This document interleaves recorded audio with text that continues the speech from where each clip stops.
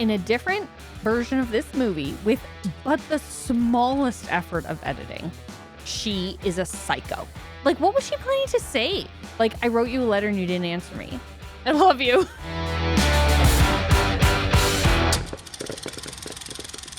Welcome to Popcorn Moms, the podcast for parents who love their kids most, but loved movies first.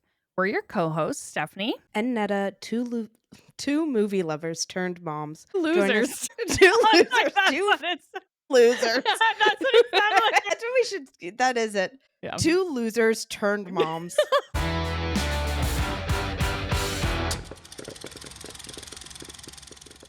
All right.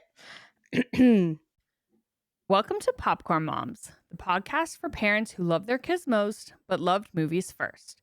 We're your co-hosts, Stephanie.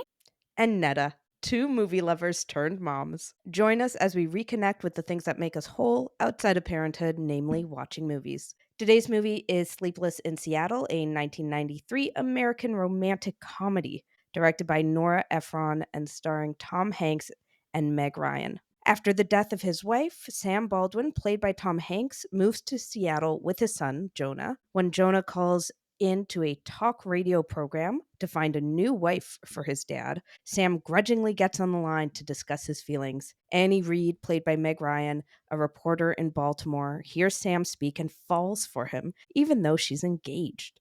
Unsure where it will lead, she writes Sam a letter asking him to meet her at the Empire State Building on Valentine's Day. So, this was Stephanie's pick. Yes. So why did you choose this movie? I chose this movie mainly because we are in a rom-com vibe.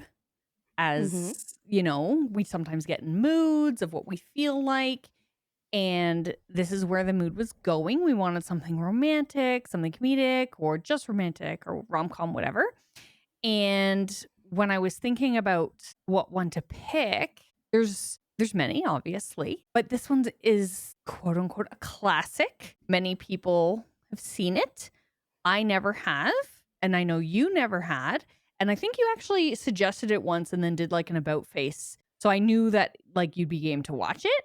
And it was like, you know what? Maybe now is the time to check this one off the bucket list. So that's why I chose it. What did you think? Well, yeah. I think that I don't know. I've been thinking for days about how to I didn't like it. I didn't hate it. It just existed. Yes. And then it was over. And I was like, that's good. I am glad this is over. Oh, no. And I will now go on with my life. Yeah. Unimpacted. Neutral. But like, you know how you watch the movies and it was like, oh, that was fun. And then you walk away and it's like a fun neutral. This was just like I found myself continuously checking how much was left, which is never a good sign. No, but I not also a good didn't hate sign. it. I didn't even care enough to hate it. Yeah. What is worse than hate? Indifference. What Yeah. did you think? I feel like I had a similar reaction. I would say that there were things about it that I liked. There are things that you can kind of pull out. Okay. I think just the overall story fell very flat for me. I was thinking about it today and it just has not really left much of an impression. None impression. Like I haven't been thinking about it. Nope. It hasn't. It's over and it's like, okay, it's done now. Right? See, like, okay, I'm glad I'm gonna go. Yeah, use this now. I'm glad I watched it, but Me if too. it wasn't considered a classic, I'm not sure that I would be glad that I watched it particularly. I just have to call this out because, and I'm sure a million people have called this out already. I don't care. It needs to be said. Bill I believe Pullman? his name is. Oh. No, the character who is Bill Pullman. Yes. Walter. What was his Walter? I thought his name was Bill. I know, right? God That's how damn it. vanilla the situation is. Bland. I'm just gonna call him Bill. Okay, yeah, Bill Pullman, who's great. Bill Pullman, who is great, I and love whose Bill Pullman. character is such a class act. Yeah, I know. He's great. And like Eric came to the movie partway through, and I think he came into a scene that Bill Pullman was in. So I was explaining, like, that's the fiance, blah, blah, blah. He's not the love interest. And he's like, well, what's wrong with him? He's like handsome and has a good job and He's just seems kind. nice. And I'm like, well, he has allergies. God, I have a note, like, in my notes, legitimately, that's, like I legitimately have a note that I wrote down, like, usually the other, like, the current fiancé, the current boyfriend, or whatever, is awful, and so it makes you want the person to leave that person, and so I have a note, legitimately, it's like, "Okay, what's gonna be the thing that is the deteriorations?" And then I wrote, like, dot, dot, dot, and I was like, "The allergies." Like, she's Yeah. irritated about his allergies? I was like, Yeah. "Oh my god, you're shitty." Yeah. I yeah. I think that when I was trying to justify this to Eric, what I said was, he's kind of fussy, but even though Yeah. he's not really, he has No, allergies and he needs to do it's things just about that. Um but I mean, it's the fact that like their relationship is it's very just not magical, like, she doesn't have that yes. spark, but for some It's reason, they frame it she's up. not in love. Yeah, No, she's not in love with him. And that's no. fair because that happens. Yeah, that's fine, Um, but I don't know why they have to people blame the allergies. yeah, I know. They have to like give him a fatal flaw and it's allergies, I guess. But, like, Tom Hanks's girlfriend, it was her laugh. Her laugh. These are Yeah. the things that drove them together. Yeah. Allergies and bad laughs. Yeah. Yeah. Yeah. Yeah, you can't have magic with someone who has allergies. I know, that's That's what I learned. yeah, that's the takeaway. Yeah. Yeah. It's too high maintenance. Mhm. Don't bother. Well, it gets in the way of the romance. I mean, Ye yeah, I don't know. I don't know. I I know, I'm I sure there's threads devoted to this idea. Like, I Mhm. love, though, at the end, when she does do the break off, movies have that scene where the person comes forward and does the official, like, "We are not meant to be. I'm so sorry. We have to go separate ways." This was another problem of mine about how he was like, "Okay." Like, he was just Yeah. like, "That's fine." But I loved when he was like or when she was like, "You're too good for me," and he was like, "Correct." I love Yeah. that Yeah. because I feel It like is that's not correct. something you see a lot, but it's like, Mm, yes, correct. yeah. Like Yeah. like Yeah. everyone's gonna be better off, because of this breakup, but it's also like anyway, amidst the other problems, like, she says that and he's like, "Okay, have a good time." Like, there's no Yeah. feeling, there's no passion in this movie for me. Well, okay. Okay, let's pick up on that because I think the idea that there's no passion with him fits. Yes. That's kind of the issue. Yes. But say more about there's no passion in the movie Oh, I just kinda said for it. you. I think I feel like ugh. I feel like no, I do have a note around this. I know it's kind of a bit of a different rom-com style because they don't meet until the end and they don't really engage with each other until the end, but they put other relationships, like they built them up above and beyond that one. As the movie goes on and he's talking about his wife who passed and they're having flashbacks and sharing memories. I'm like, this is beautiful. Like he will never love anybody like this. Like no one else is good enough. Like I became so invested in like their love story that Mhm. I came to be like, I do not care about you finding someone else because this is the story. And then his relationship with his son and how they're getting on. Like those, I found that to be much more of where like I found a little life and passion. Mm, Not at all with the Meg Ryan character and that story. I think the pacing of that was really weird for me. I mm. thought based on the description, he would continuously be on the radio and she would continuously be hearing about him and falling in Mm. love with him. But it was like one night that she listened to him and then was like completely going to upend her whole life. And then I think when she does finally admit that she was like really into him, it's like so quick in the movie. Nothing has really occurred. Mm. I don't know. And there wasn't enough. I think other movies have done this where it's like this out of nowhere thing, but I feel like they didn't build it up enough. And I was so consumed by this relationship he had with his wife who passed. That's where I was like, oh, like I feel like they didn't do themselves favors Mm. in that way. What do you think? Yeah, it's true. They kind of have this big challenge Mm-hmm. of the fact that they don't meet until the very end, Mm-hmm. basically. And yeah, they maybe put obstacles in the way of that working. I mean, again, noting that this obviously works for many people, but Yes, like I this think is a for classic for a us, reason, but what I thought was going to happen was she gets assigned to cover this Mhm. story, Yes. right? Because the son calls into the radio Yeah. station. He ends up on the line. He has this like beautiful thing about how much he loved his wife. And Mhm. all of these women are calling the station now. All of Mhm. these women are sending him letters. So I thought the story would be her as a journalist Yes. Engaging and with him in that way. yes, them kind Yes. of meeting that way and blah blah blah. And it that's not what happens. She writes him a letter as a fangirl. The son Yeah. likes it, and they meet on the Empire State Building in the end. And there's like a lot of stuff in between, or there's stuff in between to establish that they're like destined for each other. Mhm. But I think that part I also didn't find super strong. So Like it kind of reminded me of the movie Serendipity. There, I feel like they really take this idea and kind of like amp really, it like, up. destiny it. Yeah. Yeah, I mean, in that case, the two leads they do meet at the beginning, and then they kind of go their own separate ways, and then they get together again. I think like right at the last scene, basically. Mm. But in between, there's all of these like near misses and Mm. parallels and things you find out that are important to them that they have in common and blah blah blah, so that you kind of get a sense that like actually maybe there is something here. I think because it gets amped up, there's kind of more put into like what connects those two characters Yeah. despite them not actually sharing, you know, 80% of the movie. Yeah, and, like, I think we talked a lot last time about intolerable cruelty and, like, tension. The idea of tension. I feel like this movie Mm, completely lacked interesting. tension. And so to your point about this idea of, like, there keeps being signs that they're, like, meant for each other. I wrote some of them down because they bothered me because it was almost like they were just recreating the wife. Like, Mm, the scene when you see Meg Ryan's character peeling the apple and she's listening to the radio and he's talking about how his wife could like peel an apple, or he's talking to his son about how the wife could peel an apple and one and she's doing it. It's like, okay, so we're just taking all the qualities of the wife and we're gonna apply them to her.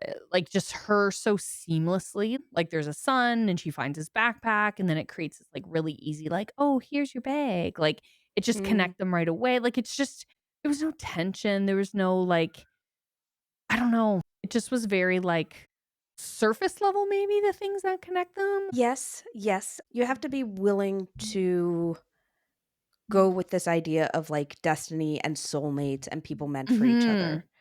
Um, okay. I think Yes. what makes these two characters stand out, right? Tom Hanks and Meg Ryan in each of their worlds, which are very separate from each other. Mhm. They each kind of have their own universes, is that they are romantics, right? Yes. He is very old fashioned, right? He cannot imagine not paying for a meal on a Yes. date as the man, for Yeah. example. Mhm. Um, and she's very old fashioned in that she wants a movie love story. She Yeah. wants that movie experience of love. That's kind of what that's I think But, that's what like, it is. I think that's so what many people connects want them. that I know. in And life. I guess it just like the idea that they hold on to these values and these hopes and these ideas, even as everybody around them is cynical or settles or whatever. Yes. I like, I feel like it wasn't to your point that you made earlier, it wasn't enough. Like, they Yes. didn't build that up Yes. enough and differentiate themselves from the people around them enough. Walter, Bill Pullman, quite the romantic. They're at a Mm, ball, they're at this, he wants to take her to the plaza. Like, this man is also a romantic person. yeah. It's just the magic that's missing. I was gonna say though, what was really funny about you saying like, I think what brings them together is their views on romance. Is one of the reviews I read on Rotten Tomatoes when I was like thinking about picking this. It was like it's a great story about a long distance relationship about two people who have two different views on love and how they come together. So it's Oh, really, interesting. I know it's really funny to me that both of us are like, is this the thing that connects them? Either like we're missing something or Well, I don't okay. know. I think so. Okay, first about Bill Pullman. I mean, yes, he takes her to this New Year's Eve ball thing, and it's Yeah. very nice. But he's talking logistics, I think, Yeah. during that time. Like, I think they really undercut any kind of romance that he has, even though, he has like the ring is really beautiful and kind of as a gesture and whatever. But I guess you could say that, Tom Hanks has this kind of old-fashioned idea. Like, he is a gentleman in the Yes. classic sense of the word, Mhm. right? And she is a modern woman. She's got a Mhm. job. She's got her, like, this kind of no-nonsense, not no-nonsense marriage, but this very practical marriage. Mhm. But she longs for a more romantic love, a more sweeping love. She longs for that, Mhm. like, um that idea, that soulmates Yeah. feeling. Her Mhm. arc is basically going from What's practical to, like, practical and modern to traditional and her heart. romantic. Yeah, like, following her And his arc is going from I will never love again despair. to I can love again, but in the same way, like still with that kind of traditional Yes, and I was take. gonna say, okay, but I think for me as a viewer, what really takes away from that is how they build up his relationship with his wife so much. It is just really like, and I think he has this really good line of like, "You don't love like that twice," or Mm, something like that, yeah. and, Yeah. like, that is such a romantic thought. Mhm.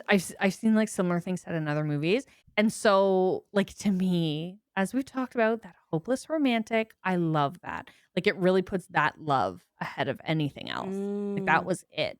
And so then to insinuate through this that, oh, his other soulmate is actually Meg Ryan or another soul, it's like, oh, that kinda ruins the idea. Yeah, I mean, they have the son voice this idea that if in a past life you didn't get together with your soulmate, that means that you'll have to Yeah. get together with them. Like that's the idea that like yes, Tom Hanks and his first wife are soulmates, I guess, from this life, but then Meg Ryan and Tom Hanks were soulmates in a past life and didn't get together, so now they're getting together now. It's true. The soulmates thing is like a hard It's a hard sell sell when you sell us on when someone else first. the main thing about him, where we know that he is a gentleman, Mhm. is that he was so in love, is that Yes. he married his soulmate Yeah. and knew it and Yeah. recognized it and Mhm. loved her. So then it's a very hard thing to say to then turn around and make it a love story between him and someone else. I know. I just was not feeling it. Especially when they're not together, when there isn't a way for them to really It to fall in love. grow. It's a weird thing because maybe because it is just so it feels very transparently like her fantasy that her letter is the one that stands out. Yeah. When I think to me as a viewer, it feels like no, she's one of 2,000 women who called Thousands. in Yeah. the show and one of hundreds or thousands of women um who wrote a letter to him. Yeah. I think it's the combination of him loving his wife so dearly and them not actually being together in Mhm. the movie, which is exactly what you were saying, basically this idea of soulmates. Yeah, the whole throw in of, like, soulmates and destiny, I don't know, it just wasn't strong enough, I guess. Yeah. I feel like this is one of those movies where I really do almost worry about like what am I missing here? Right? What am I missing? I don't know. Like, are we? I know I questioned at the end, like, I feel so blah about this. Yeah. Did I miss something huge? Yeah. Or is it because honestly, Netta, it started out like, okay, so we talked about rom-coms a lot after watching Intolerable Cruelty, and I came down pretty hard, I gotta say. Mhm. Then I stepped away and thought about it, and I realized there's a good, solid number of rom-coms that I not only like, but love and have Yeah. watched over and over and over. And so I really started to distill, like, why. And so there's, like, maybe 4 actresses that I like. If they're in a rom-com, I'm there for it. It's really Who? weird. Julia Roberts? Julie Roberts. Mhm. Drew Barrymore. Love me a Drew Oh, Barrymore. yeah. Meg Ryan is one as well. Okay. Mhm. Um, Diane Lane. Really? I love Ooh. all of her rom. Don't she's probably the person I've seen the least movies Oh, of who you just said. oh, I almost picked one first. And then This might be people controversial choice. Jennifer Lopez. Her rom-coms Oh, yeah. slap. Oh. They're good. Absolutely. They're really Absolutely. good. Yeah. I think she's very talented. Yeah. And yeah, no, I'm 100% on board with that. Yeah. Rom-coms. So I did reflecting on rom-coms. There is the 5 women, less so Meg Ryan, but I'm still here for it. If they're in a rom-com, good chances are I'm going to really like it. And then the other thing is like a bit of a atypical storyline. One of the things that I can't stand is the like, will they, won't they? Like it makes me feel actually physically ill. And because you know they will. Because they absolutely will. So like, let's just get to it. And then the like ships passing in the night, the misunderstandings, and they keep just missing each other. Like, I can't stand that. Whereas, so this movie for me, Sleepless in Seattle, it started out pretty strong in terms of the setup. Like, you have like a widower situation, not like a terrible ex-wife. That's interesting. It's different. For Meg Ryan, you have a fiance who's not terrible. He's not the worst. So that's interesting. I wondered, like I said, what's going to be the thing? It must be this great love and passion. No, that fell flat. Like, I feel like they set up all these really interesting, like we have a distance moment. We have a falling in love over there was the radio. There were so many interesting little things that they could have played with to make this atypical. And I feel like they all like fell super flat and they leaned in then in the second half to like these tropes. Like when she goes to the house to like meet him, and then she sees them going away on the boat. And then she follows them. And then she sees the other woman in the parking lot. I was going to vomit. I was like, I cannot. Like my heart palpitations, the anxiety I was having. I was like, she's walked up to this house to meet them. They're in the boat. And now I guess she'll just go home. And that is pretty much what happens. I died. It's like you fly all the way there and you just say hello and then get back and you're like, what the like, that's not what people do. I'm getting so heated about it right now. Anyway, you know what I say? Like, I mean, that whole sequence was insane to me. I mean, I think this is. Tell me why. I want to know that it's not just me. I think this is about where Eric came in too a little bit before, and it was just like I couldn't defend anything. She's just straight up stalking him. I know. Like, again, it would be one thing if she was there to do the story and he to was do the story, but her. it wasn't that. I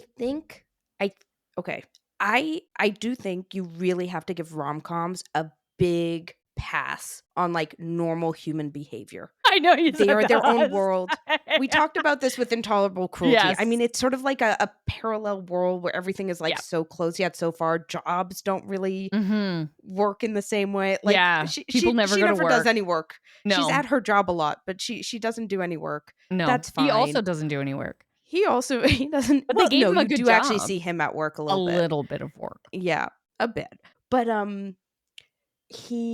So I think you have to give it a big pass. But like, it was hard for me to view her going up to the house, then getting in the car, following them in the boat from the road, pulling over, like kind of peeking out from behind these beach houses or beach shops, whatever. I feel like I did not really get the emotional arc of that whole sequence. Like, what was I supposed to react to that? I guess her fear and her like that she wants it but she's afraid and blah blah blah. But all I could think was like it didn't come off as much more than anything other than being a weirdo psycho stalker. Right? Like, I thought of this as well. In a different version of this movie with but the smallest effort of editing, she is a psycho. Like like this man is just living his life. He went on a radio show and talked for 2 hours maybe about his wife. A bunch of women that he actually himself thinks are like crazy loner, desperate women, write to him, call whatever. And then one of them decides to fly across the country, drive to his house, follow him in his car. With his son. With his son. Right? Like, it just, like, what was she planning to say? Like, I wrote you a letter and you didn't answer me. I love you. Like, it was because they haven't built this up enough. I also feel like if you want to work within the realm of normalcy, the normal thing to do, if you want to normalize, she flies across the country because she thinks this is the man of her dreams. They got to build that up more. One. But 2, she shouldn't follow him in the car. She should sit her ass down on the porch and wait for them to come back and then introduce herself properly. But like when she started calling around to get their number, I was like, this is weird. Or at least like go there planning to use the story as a cover, That's what I thought she was going to do. Even if she knows, she has now admitted to herself, no, I feel like I need to get to know this guy. Mm-hmm. Even if she's like self-aware about her true motivations, it would be less weird, I think, for her to also do a story. Yeah. It would still be weird. Yeah. But it would be less weird, I think, than what happened there. I think that scene was like a breaking point for me. I think this is where I lost it too, because I think some of the interesting things that they were toying with, like I had a couple of problems, like her coming out saying that she had feelings for him. Like I think that happened way too soon, and they were really emulating the wife, and they really built up the soulmate situation with the wife. So I had a couple issues already, but it hadn't totally lost me. And then as soon as it like went that way with the like playing the quirky music in the back too, like this is supposed to be silly and fun, and they've just missed each other, and now she's gonna see him but not say anything. I was, like I said, like my heart was racing because I was so anxious in a very uncomfortable way, and I hated it. Yeah. Going back to what you were saying about like for you with a rom-com, you know, I think for me, this is my rom-com approach, I guess. I think a rom-com needs 2 things to work. Ooh, let's hear both it. of which are subjective. But one is that it has to be entertaining. It has to be funny. You have to enjoy watching it. Mm-hmm. And this had moments that I found like very entertaining, that I was really into, but like on the whole, not that much. Mm-hmm. And I think it has to have a love thesis that is like its idea of love has to be at least not objectionable.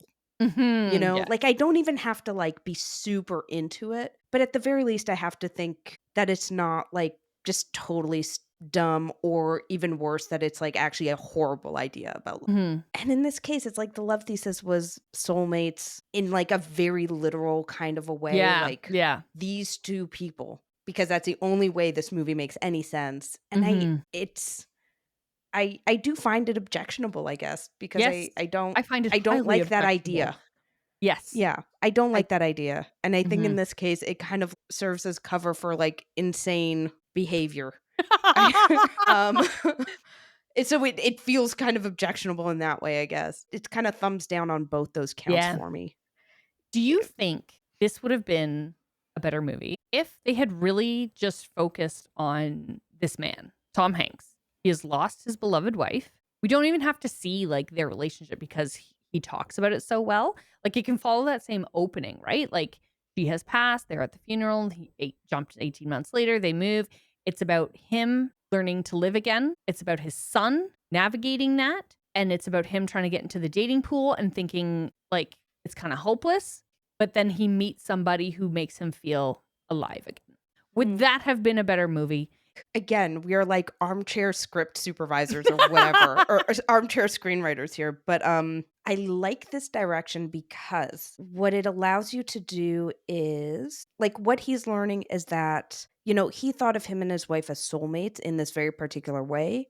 Mm-hmm. But he becomes open to the idea that that can be experienced with somebody else, not with anybody, but that there could be, you know, destiny could connect him with somebody else in the same profound, magical way. And then what you get is like, you know, this letter from this other woman that he's never heard of, that his son keeps going on about. And then there's this woman who shows up at the airport that he sees, who's just like so beautiful, and something is so striking about her. And then she's like on the road, whatever, like, and then he sees her somewhere else, and they have like this very brief interaction, and then it turns out it's her on the top of the Empire State Building or something. I still don't love it, to be honest. That's still not gonna like really get me, I think, so much, but I think that is better for me. Yes. For sure. I am busting right now because I was going to say this about 15 minutes ago because I do truly feel that is the best version of the movie. But guess what movie that is? You've Got Mail. Oh, Have you seen You've Got Mail? No, I haven't. So, okay. Audience, I was toying between choosing Sleepless in Seattle or You've Got Mail. I love You've Got Mail. I watch it every Christmas. I love it so much. I threw both of these choices to Netta saying like, I'm leaning Sleepless in Seattle because I haven't seen it, but I could go this way too. I was nervous about picking it because I didn't want us to like rip it apart because I love it so much. So I chose this, and within 45 minutes, I was so regretful. I was feeling so much regret. And I feel like this movie kind of semi-ruined a little bit of You've Got Mail for me and the chemistry that they had. Yeah, I'm bummed. Anyway, that is the plot of You Got Mail. That two people, like, not exactly that, but like one of them knows, right? Comes to know that like the person they've been messaging with is that person, and the other person doesn't find out. Oh my God, the chemistry, the romance, the reveal. I love it. It's so good. It's like a way better version of this movie. Okay. All right. Yeah. Fair. So yeah, that's so funny because I was going to say that and I was like, but that's just the other movie they did together like 5 years later. Much better. So fun. Interesting. Those would be, it would be fun if we watched both of those. I know. For one, but yeah, I think that's too much. Okay. One thing about this movie though, yes, that I think we can appreciate is all of the supporting cast. Victor Garber. Victor Garber. Victor Garber. Canadian treasure. Oh yeah. David Hyde Pierce. Gaby Hoffmann. I know. I was like, is that a young Gaby? It is. Kenny from Frasier. Kenny from Frasier. He's in the boardroom at the beginning. Yeah. Rob Reiner. Yes. As bestie to Tom Hanks. Yep. Yes. Rosie O'Donnell. Oh my God. I know. I was like, oh my God, it's Rosie O'Donnell. So good. It's crazy. It's crazy. Yeah. Who is Victor? He's the Tom Hanks's brother-in-law. Oh, yes. In it, like minimally, but yes. Yes. And Rita Wilson. Like there was a lot of really good. Rita Wilson delivered, I think, my favorite part. The part where she's summarizing An Affair to Remember. Yeah. And she's getting teary. That part I loved. I actually loved that scene. Yes. And it's a scene, it was interesting. Usually this kind of like comedy of like the difference between men and women is that women are so emotional and men get emotional about war and women get, like it's not the kind of thing that usually speaks to me, but I think her delivery of it, and I don't know, just the whole setup leading, I really enjoyed that. I think that worked really well. And was really, and also just useful for the audience who has not seen An Affair to Remember. I think that scene, I like that scene as well a lot. I like their Tom Hanks and Victor Garber's banter about it too. Like I thought that was actually one of the truly like amusing moments of the movie. Yes. But it's interesting because what I loved a lot about that scene was like these are two people that are not only like family but like dear friends to him and were his wife. And them coming to visit, like you feel I at least felt the absence of his wife. Ooh. And it really strengthened, again, this idea that his wife was his other. And so, anyway, not to go back to all of that, but just, I really like that scene for like many reasons. And that being one of them. And like, Rita Wilson, like she delivers her monologue so well. And like you kind of do get emotional, and maybe that's like Meg Ryan. Though I like her in many movies, she is the same. Like she's quite a character of herself, and so when she's talking about it and getting romantic, talking about the movie, watching it with Rosie O'Donnell, I don't know, it didn't hit the same at all as when Rita Wilson did it. Yeah, I think the scene though where Meg Ryan and Rosie O'Donnell are watching it and mouthing along to the script, I did like that. I enjoyed that quite a bit. Yeah, I think that Yes, I did. I thought it was cozy. I feel like cozy is often the word used to describe like these type of rom-coms. Yes, it is a warm rom-com. It's not like a slapstick. It's like a warm and cozy, bundle up with like cocoa and a blanket and a girlfriend. Yeah, but maybe for us it was lukewarm at best. Yeah, sad. So sad. So sad. I was just looking at my notes speaking about like cast and stuff. I love Tom Hanks in comedic roles so much. Yeah. And like I did enjoy him a lot in this movie. I think you got a lot of his versatility through this movie. Yeah. Like you got him being like the dramatic kind of serious, like mournful husband. You got him being like angry when he's fighting with his son. You got him being silly and funny. Like I really, really, really like him. And I think this movie, he got to showcase a lot of that. And I feel like he was there for like he was showing up. Like he made us believe in a soulmate story with someone who's in maybe 30 seconds of a scene with him. Mm-hmm. And I feel like I don't want to blame her, but Meg Ryan, Yeah. Tom Hanks showed up for me. Yeah, I think Meg Ryan adds a lot of energy. Yeah, she's very energetic. And maybe Very that wasn't the energetic. vibe. She's like very physical, right? Like the flailing arms and the in the closet with the stereo. Exactly.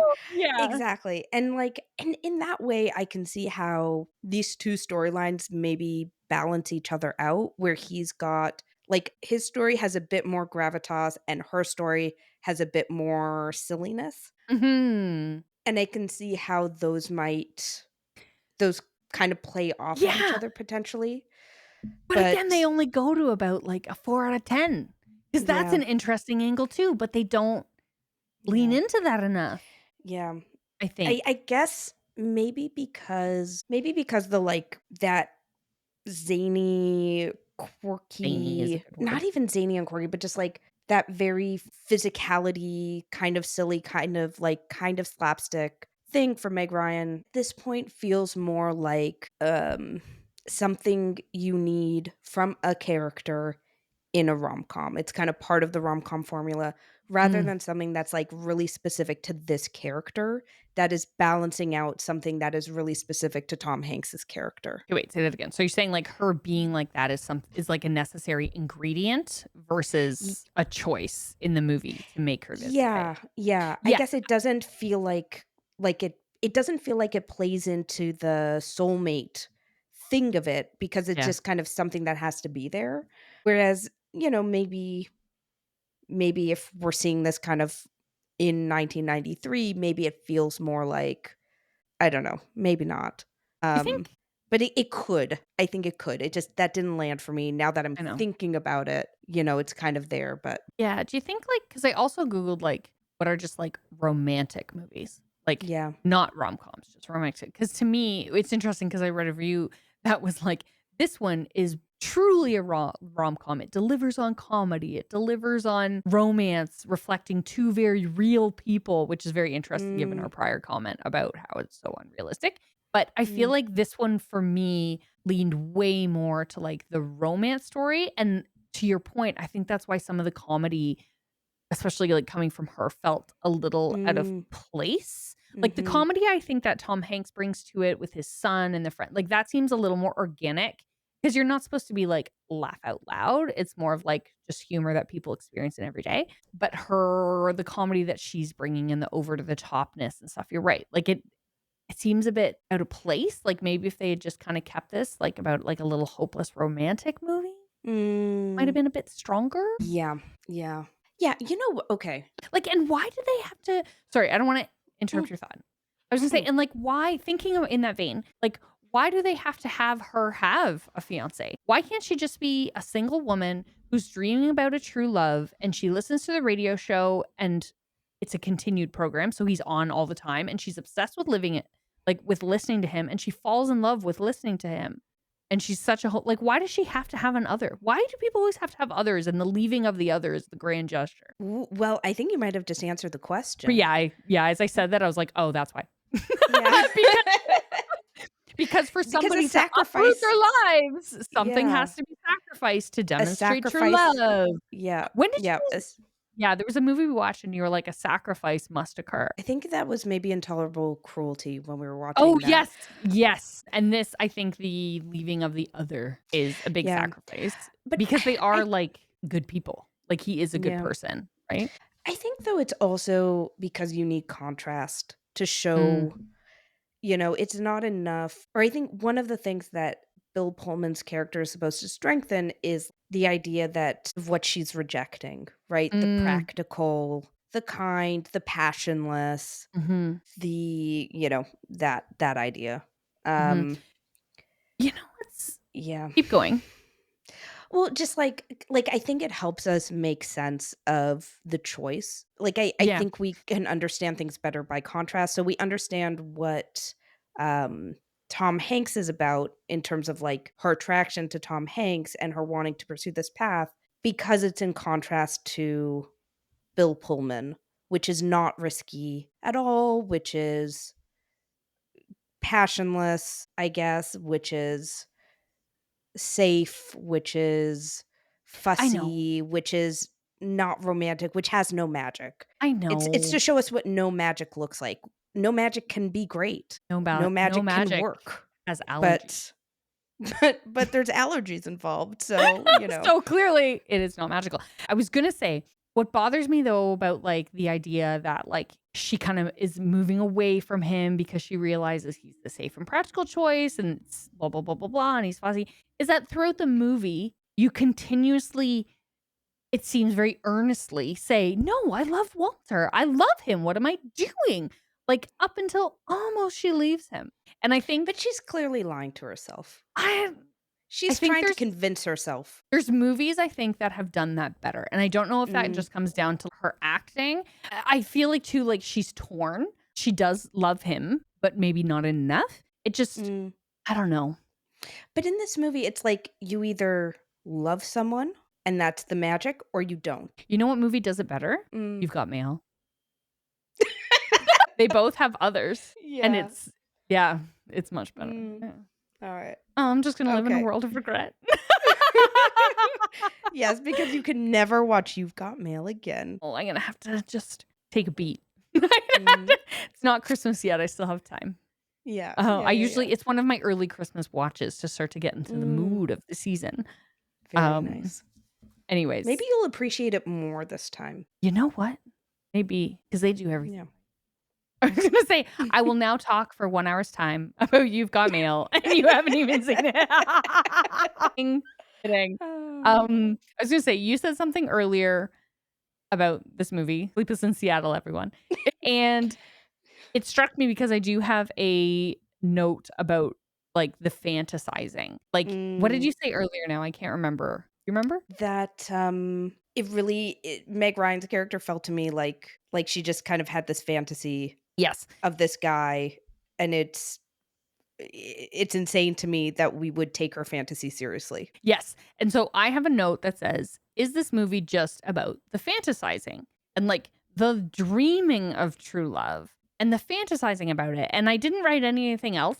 That's all I wrote. So I can't remember what I was thinking in the moment. But I think, to your point, it was this idea that like for her, you know, when you kind of get an idea and then you build that idea up, and then it becomes very exciting and very alluring. And it becomes way bigger than it ever should have been. Because you you romanticize about it, you fantasize about it. And you keep it to yourself. You don't get any reality checks. You don't get any outlet for it. Yeah, I feel like that's what we're watching with her. And that's why it feels unhinged in a way, or like a little off balance. Because there's nothing to like she listens to his voice once on the radio. Like there's nothing to add to that. And so it is fantasy. Like she hears it once on the radio. She thinks about it. She ruminates about it. She hears about it. It builds for her. She hears a couple nights later, right? They replay it. And so she's like listening again. Like I think I was really disappointed with the fact that it wasn't a continuous thing that she was listening to and learning about him and like actually falling in love with him. She's falling in love with the fantasy, right? I think that bugs me. Yeah, the only thing that makes sense of it is that they are soulmates, and she, unlike the other 2,000 women who are trying to get with him, is correct. She is in fact his soulmate. Like what? She is the right choice? She is the soulmate. That's the only way that this makes sense as a love story, is if, you know, all of these women, all these 2,000 women or thousands of women who are calling and sending him letters, they all think he's their soulmate. But it turns out she's right. That's the only way this makes sense. And it doesn't feel quite right. I think for many of the reasons that you said. And the things that they put in there, like the peeling the apple and blah, blah, blah, just is not enough to make it, to sell us on that idea. No, it was pretty hollow. But I was going to say, so our whole exercise of like, what if this movie was actually told from his perspective and sort of entirely about him, and what you would have is You've Got Mail, if this story was told entirely from her perspective, it would be like a psychological thriller, horror, whatever, like Fatal Attraction or Fatal whatever. Attraction. One I of love these. Fatal Attraction. I think there's a movie. She starred in one of these like sexy thriller movies. Did she? Yes, and I have not seen it, but it's on my watch list. Oh, intriguing. I was gonna say there was a movie that Sandra Bullock made that was really, really bad. She made it, it was part of a contract agreement to get something else made, called All About Steve. It was on in the background when I was at a Oh, party once, and I think it's about it her following him around the country it and like looked stalking bad. him like a lunatic. And like you're right, told from Meg Ryan's character's perspective, this is not a But good All About look. Steve is a rom-com. Yeah. Yeah. Yeah. Why is it always so funny when people are being stalked? It's not funny. I think this In the was name of maybe an love, is it funny? era. No, I think this was like an era of rom-coms. I feel like we have moved past that to Yes, I some think right? equality. Yes. And like Yeah. there was a lot of dated things about this movie as well, which Yeah. we try to view movies as like it was a product of its time. That's fine. But yeah, like just some things, as Yeah. in a lot of rom-coms, like don't stand up over time. Yeah, I think because rom-coms are about such intimate parts of our lives that like Mm. the parts that don't age well just feel like very weird. What do you mean? Like the stalking thing, like the idea that Oh like, yeah. this woman stalking this guy and his son is romantic. That feels like actually really bad behavior. It's just icky. It's interesting when you like like we talked about with just a slight bit of editing, this turns into like a psychological thriller because you see her like not Googling him because it didn't exist, Yeah, but like yeah. typing into his computer to try to find him. And then she requests pictures of him from a private Yes. investigator as if she's going to do a story. Red flag. Then she tracks down his phone number using the fact that she's a journalist as a guise. Red flag. Then she flies across the country and stalks him and his son. Ooh. Yeah. Yeah. Yeah, you're just Bad behavior all around. Yeah, I know. You're sitting there looking so disapproving. You're like, no, this is not Yeah. okay. No, It's just a man not trying to okay. like live with his son. And then, not only that, Netta, she writes a letter luring the child to the Empire State Building. Absolute insanity. Also, I mean, I did make a comment to Eric like when Tom Hanks is like, going to the airport and getting on the plane and flying to New York to get his son, like he would have just like called the police in New York also, so that the police get like so that there isn't Yes, like to a get him at the. 10-hour delay or whatever, so he doesn't get I there 10 hours know. later. I was like, oh my God, it's Home Alone Just 2. call That's yeah. what's happening right now. Oh my God. That was But crazy. again, Yes, yes. also. But again, that's one of those things that I am very willing to just say, like, this is For rom-com world. That's For a okay. very good movie, you're right. That is a little Yeah. bit like we're like for very like if this movie was like exceptional, I feel like a lot of the things around this 8-year-old, it's like, oh, it's fun and quirky. He's precocious and he's so brave and this, that, and the other. But like I wrote down a couple notes like he leaves this kid alone like all the time. He is 8. They're eating dinner at like 10 p.m. and then he's like, go to bed. It's Yeah. 10. Like that was strange. Yeah. And Yeah. then he flies across, like, then he is given enough freedom, I guess, to like fly across the country. And like, yeah, there's just a lot there in the realm of parenting that's like, Mhm. that's weird. Yeah, that But is if a weird. very good movie, then it's fun and quirky. Yeah. Yeah. I think if we had bought into the thing as a whole, it's like everything else willing to write off. But Yeah. because as a whole it doesn't work, then each of these pieces just feels like it adds to the silliness of it. Yeah. Yeah. Yeah. Yeah. Not a huge fan of that. No. Ugh, okay. I'm gonna look at some notes. Yes, please. Oh, okay. Super random. But did you notice that in her house, in Meg Ryan's house, in the kitchen, all of the appliances are like from the 60s? I did notice that. I was Yeah. like, what's that about? I think it's about this thing where actually deep down she's an old-fashioned girl, And you know? I wondered too if that's what they were attempting to do. And this is like what I mean around like, I don't think they did any of the things that they were trying to do well because it just seemed like she stepped into a 60s kitchen for some reason. Yeah, I do think like her house though, like I was watching I did watch a thing afterwards about, like, the production design, like, somebody doing a it Oh. was really interesting. It's this guy, I'll link to it, but it's this guy who was, like, the head of production design for, I think a lot of Nancy Meyers movies. Mhm.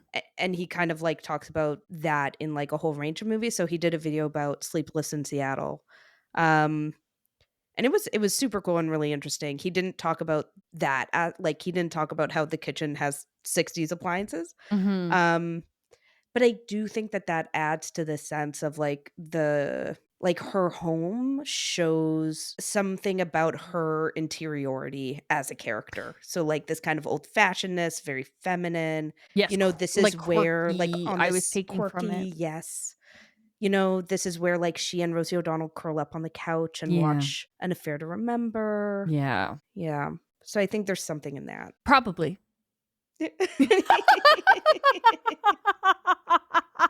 It's just I feel like the things that we're talking about, it's like other movies that we watch that are, like, really good or, like, do these things really Yeah. well.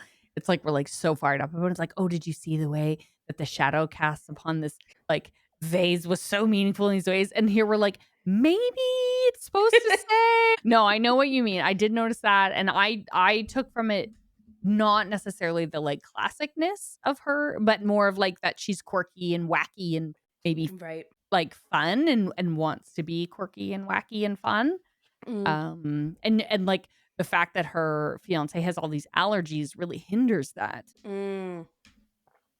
All of his modern appliances to deal with his sleep Yes. apnea or Right? whatever. Yeah. I know the whole scene where they're doing the, like, prep for his, like, sleep Oh, yes. apnea, and it Yeah. was, like, this very orchestrated moment.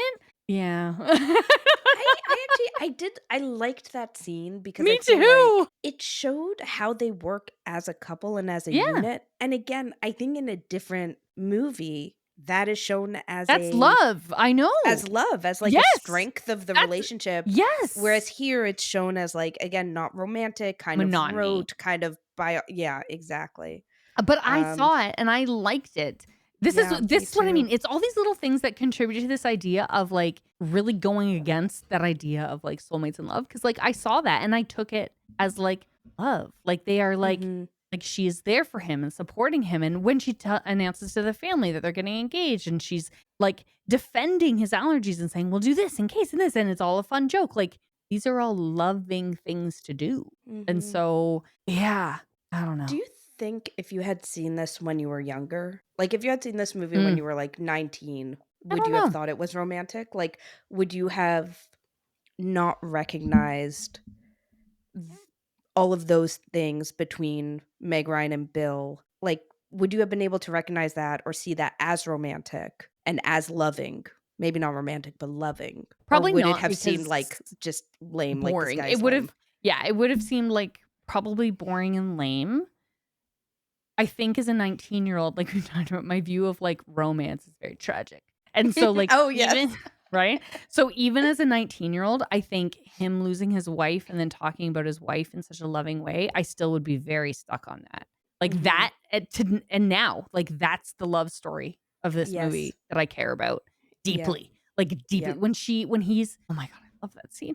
When he walks like says goodnight to his son and walks into the living room on Christmas and he lies on the couch and Yes. he kind of starts talking to her like his imagination of her, like her ghost of her, and falls asleep. Oh my God. Yeah. That scene, like that I wrote the note down on my phone, like, how am I supposed to give a shit now about Yeah. Meg Ryan? Yeah. Honestly. That scene was Yeah. so beautiful. Mm. Oh, it was. It was. And I remember thinking I had the same thought of like the movie I want is I want Yes. a movie about that Yeah. relationship. Yeah. Right? Yeah. So, so, so, so beautiful. Mm. All right. Well, that's not what we got, even though there is Nope. probably another movie that is basically that. Yeah, probably. Um, did you have more notes? I mean, yeah, but Yeah, I know. I'm tired of this in here.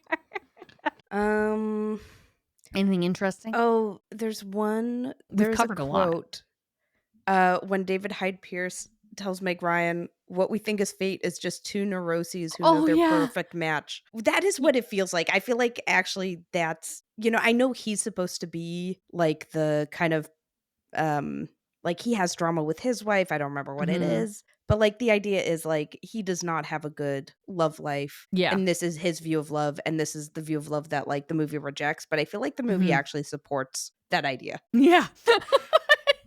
Yes, agreed. I think that scene, he was basically Niles. Yes. And Yes. he was basically Niles. And yes, I think that's very interesting because the way he said it, like it's almost like the movie was like making fun of itself, like playing into that. But to your point about like the love thesis and like it didn't realize that and it still continued in that vein. Yes, that's the true love thesis of this movie. Yeah. Which I also am not on board with. I think that's a very, I mean, I think there's some truth to that in terms of like, how you fit with each other. But like, that's far from the totality of it. So, yeah. Yeah. Yeah. All right. Well, I guess that's it. Cool. Okay. right. Sorry, guys. Yeah. It's all over now. Excellent. We're done with this movie now. Bye-bye. So, what's next then? I kind of feel like I want a rom-com.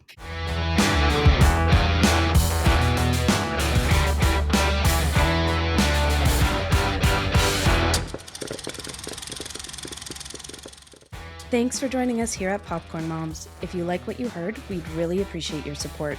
Subscribe to the show, rate and review us, and most importantly, share it with someone you know. Thanks for listening.